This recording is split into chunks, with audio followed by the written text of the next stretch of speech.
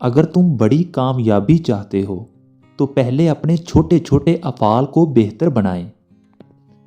انسان خود کو اس وقت ذلیل و رسوا کر دیتا ہے جب وہ خود کا موازنہ دوسری شخصیات سے کر رہا ہوتا ہے۔ بہت زیادہ طبیبوں کا علاج تمہیں مار ڈالے گا۔ کسی نئی جگہ پر جاؤ تو وہاں رہنے کے خیال پر زیادہ غور و فکر کرو۔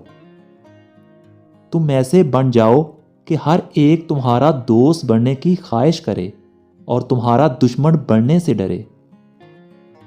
عقل مند آدمی کبھی اپنے نقصان پر غم نہیں کرتا، وہ خوشی سے اسے دور کرنے کا طریقہ اختیار کرتا ہے۔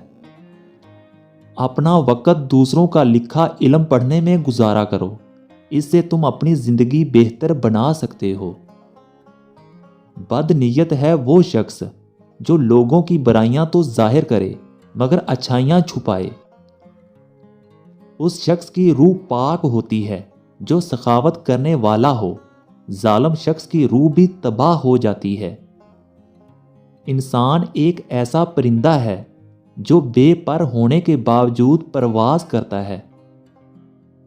جواب دینے میں کبھی جلدی نہ کرو ورنہ بہت پچھتانا پڑے گا۔ دوستی جتنی پرانی ہو اتنی عمدہ اور مضبوط ہوتی ہے۔